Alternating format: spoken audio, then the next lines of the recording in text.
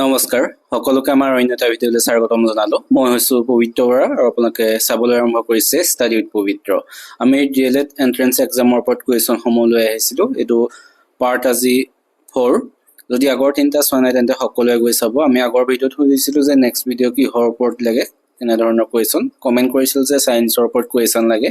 গতিকে আজিৰ ভিডিঅ'টোত আমি ছায়েন্সৰ ওপৰত কুৱেশ্যন লৈ আহিছোঁ। গতিকে ইম্পৰ্টেণ্ট কুৱেশ্যন লৈ আহিছোঁ। গতিকে সকলোৱে শেষলৈকে চাব। যিসকলে আমাৰ চেনেলটো এতিয়াও ছাবস্ক্ৰাইব কৰা নাই সেইসকলে চেনেলটো ছাবস্ক্ৰাইব কৰি বন্ধু বান্ধৱীৰ সৈতে শ্বেয়াৰ কৰি দিব। আমি আগৰ বছৰত আহি থকা ধৰণৰ কুৱেশ্যনসমূহ লৈ আহিছোঁ। গতিকে চাব আৰু ইয়াৰ PDF টো পাবলৈ তোমালোকে ডেছক্ৰিপশ্যনতে টেলিগ্ৰাম লিংকটো দিয়া আছে, তাত সকলো জইন হৈ ল'বা। তাতে PDF দি থকা হয়, আগৰ 3টা ক্লাছৰ PDF দিয়া আছে, সকলো তাতে পাই যাবা। গতিকে সকলো তাত জইন হৈ ল'বা। তেন্তে বেছি দেৰি নকৰি আমি কুৱেশ্যনৰ মাজলৈ যাব বিচাৰিছোঁ।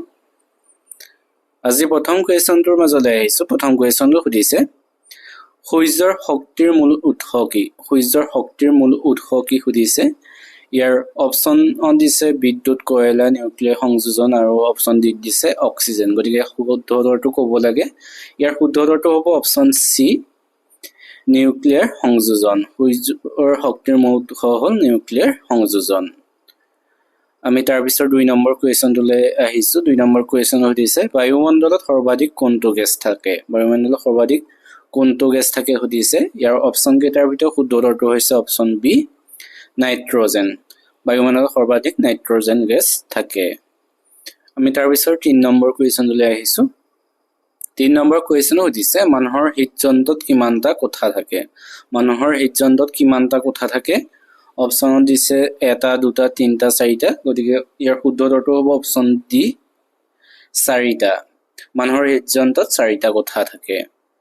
আমি তাৰপিছত আহিছোঁ 4 নম্বৰ কুৱেশ্যনটোলৈ। 4 নম্বৰ কুৱেশ্যন সুধিছে, মানুহৰ শৰীৰৰ সৰ্ববৃহৎ গ্ৰন্থি কোনটো? মানুহৰ শৰীৰৰ সৰ্ববৃহৎ গ্ৰন্থি কোনটো সুধিছে। ইয়াৰ অপশ্যন কেইটাৰ ভিতৰত শুদ্ধ উত্তৰটো হৈছে অপশ্যন এ, যকৃত। মানুহৰ শৰীৰৰ সৰ্ববৃহৎ গ্ৰন্থি হৈছে যকৃত। আমি তাৰপিছত 5 নম্বৰ কুৱেশ্যনলৈ আহিছোঁ। 5 নম্বৰ কুৱেশ্যন সুধিছে, ভিটামিন ডিৰ অভাৱত কোন ৰোগ হয়? ভিটামিন ডিৰ অভাৱত কোনটো ৰোগ হয় সুধিছে। ইয়াত যিকেইটা অপশ্যন দিছে তাৰ ভিতৰত শুদ্ধ উত্তৰটো হ'ব অপশ্যন বি, ৰিকেটছ। ভিটামিন ডিৰ অভাৱত ৰিকেটছ হয়, সেইটো সকলোৱে মনত ৰাখিবা। এনেধৰণৰ কুৱেশ্যন অহা দেখা যায়, কোনটো ভিটামিনৰ অভাৱত কোনটো ৰোগ হয়।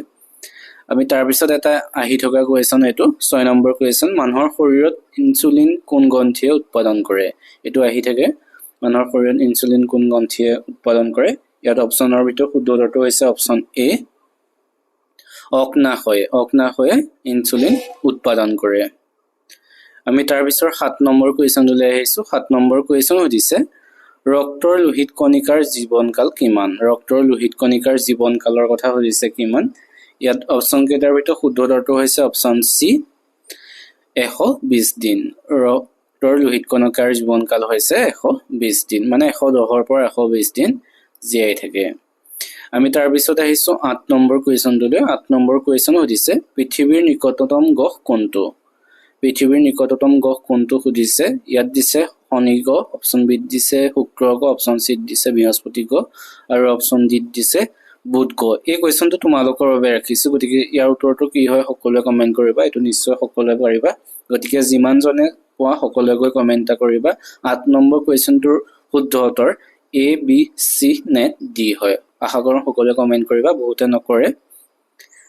আমি তাৰপিছত আহিছোঁ 9 নম্বৰ কুৱেশ্যনটোলৈ। 9 নম্বৰ কুৱেশ্যন সুধিছে, পানীৰ স্ফুটনাংক কিমান? মানে পানীৰ যি বইলিং পইণ্ট সেই কিমান সুধিছে। ইয়াৰ অপশ্যন কেইটাৰ ভিতৰত শুদ্ধ উত্তৰটো হৈছে অপশ্যন এ, 100 ডিগ্ৰী চেলচিয়াছ। পানীৰ স্ফুটনাংক হৈছে 100 ডিগ্ৰী চেলচিয়াছ।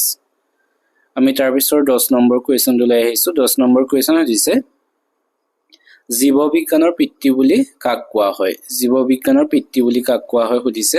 ইয়াৰ অপশ্যনৰ ভিতৰত শুদ্ধ উত্তৰটো হৈছে অপশ্যন বি, এৰিষ্টটল। এৰিষ্টটলক জীৱ বিজ্ঞানৰ পিতৃ বুলি কোৱা হয়। আমি তাৰপিছত আহিছোঁ 11 নম্বৰ কুৱেশ্যনটোলৈ। 11 নম্বৰ কুৱেশ্যন সুধিছে, ব্লু প্লেনেট বুলি কাক কোৱা হয়? ব্লু প্লেনেট বুলি কাক কোৱা হয়? নীলা গ্ৰহ বুলি, অসমীয়াত হ'লে নীলা গ্ৰহ বুলি কোনটো গ্ৰহক কোৱা হয়? ইয়াৰ অপশ্যনৰ ভিতৰত শুদ্ধ উত্তৰটো হৈছে অপশ্যন চি, পৃথিৱী। পৃথিৱীক কোৱা হয় ব্লু প্লেনেট বা নীলা গ্ৰহ। আমি তাৰপিছত আহিছোঁ 12 নম্বৰ কুৱেশ্যনটোলৈ। 12 নম্বৰ কুৱেশ্যন সুধিছে, SI পদ্ধতিত বলৰ একক কি SI পদ্ধতিত বলৰ একক কি সুধিছে গতিকে অপচনৰ ভিতৰত শুদ্ধ উত্তৰটো হ'ব অপচন সি নিউটন হৈছে বলৰ SI একক আমি তাৰ পিছত আহিছো 13 নম্বৰ কুৱেশ্যনটোলৈ 13 নম্বৰ কুৱেশ্যন সুধিছে SI পদ্ধতি শক্তিৰ একক কি শক্তিৰ SI একক কি সুধিছে ইয়াৰ অপচনৰ ভিতৰত শুদ্ধ উত্তৰটো হ'ব অপচন বি জুল হৈছে শক্তিৰ SI একক এনে ধৰণৰ কুৱেশ্যন আহি থকা দেখা গৈছে প্ৰতি বছৰে গতিকে ভালদৰে মনত ৰাখিবা সকলোৱে আমি তাৰ পিছত আহিছো 14 নম্বৰ কুৱেশ্যনটোলৈ 14 নম্বৰ কুৱেশ্যন সুধিছে কুকুৰে কামুৰিলে কি ৰোগ হ'ব পাৰে কুকুৰে কামুৰিলে কোনটো ৰোগ হ'ব পাৰে ইয়াৰ অপচন কেইটাৰ ভিতৰত শুদ্ধ উত্তৰটো হ'ব অপচন এ ৰেবিছ কুকুৰে কামুৰিলে ৰেবিছ ৰোগ হ'ব পাৰে আমি তাৰ পিছত আহিছো 15 নম্বৰ কুৱেশ্যনটোলৈ 15 নম্বৰ কুৱেশ্যন সুধিছে কি ভিটামিনৰ অভাৱত চকু ৰাতি অন্ধ হৈ পৰে ৰাতি চকু অন্ধ হৈ পৰা কোনটো ভিটামিনৰ অভাৱত হয় ইয়াত দিছে vitamin B vitamin D vitamin A vitamin C গতিকে ইয়াৰ শুদ্ধ উত্তৰটো হ'ব অপচন সি ভিটামিন এ অভাৱত ৰাতি চকু অন্ধ হৈ পৰে আজি ভিডিঅটো চাই কেনেকুৱা পাইছা সকলোক কমেন্ট কৰি জনাবা যদি ভাল পাইছা তেনেহলে চেনেলটো সাবস্ক্ৰাইব কৰি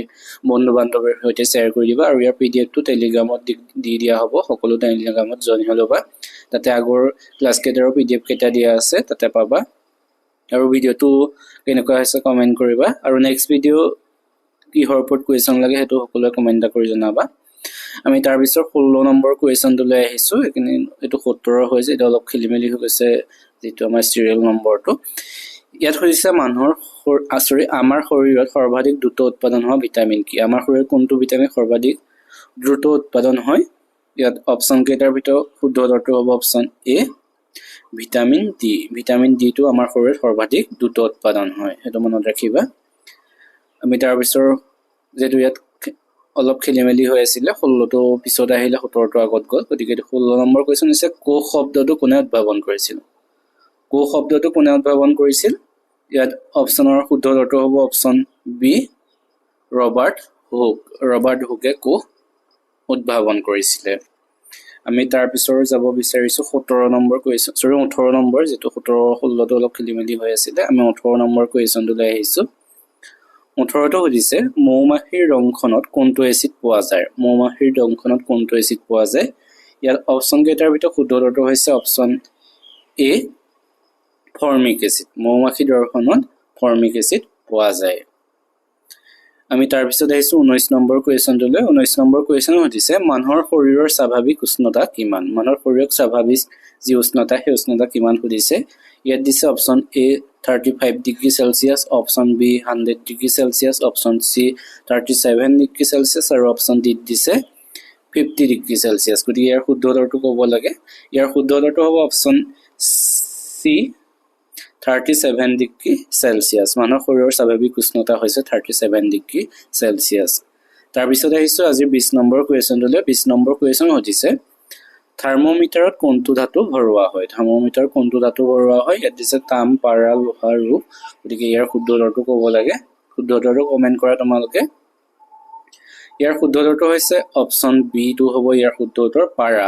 থাৰ্মোমিটাৰত পাৰা ধাতু ভৰোৱা হয় এইকেইটা আছিল আজি কুৱেশ্যন আজি আমি 20টা কুৱেশ্যন লৈ আহিলো 20টাৰ ভিতৰত তোমালোকে কিমানটা শুদ্ধ উত্তৰ দিব পাৰিছা সকলো কমেন্ট কৰি জনাবা আশা কৰোঁ সকলোৱে শুদ্ধ উত্তৰ দিব পাৰিছা আৰু নেক্সট ভিডিঅ কিহৰ ওপৰত লাগে সকলোৱে কমেন্ট কৰিবা আমি লৈ আহিবলৈ চেষ্টা কৰিম আৰু যিসকলে এতিয়া আমাৰ চেনেলটো সাবস্ক্ৰাইব কৰা নাই তোমালোকে কৰি দিবা এনে ধৰণৰ ভিডিঅ ৰেগুলাৰ পাই থাকিবৰ বাবে আৰু ইয়াৰ যি পিডিএফ সেই পিডিএফটো তোমালোকক টেলিগ্ৰামত দি দিয়া হ'ব টেলিগ্ৰামৰ যি লিংক সেই লিংকটো ডেসক্ৰিপচনতে দি থোৱা আছে আৰু যদি তোমালোকে কিবা সুধিব বিচাৰা তেন্তে ইয়াত ফেসবুক আৰু ইনষ্টাৰো লিংক দিয়া আছে সকলো তাত গৈ ফলো কৰিবা কমেন্ট সুধিব পাৰিবা মেছেজ কৰিবা কিবা সুধিবলগীয়া থাকিলে তেন্তে আজিলৈ ভিডিঅটো ইমানে ধন্যবাদ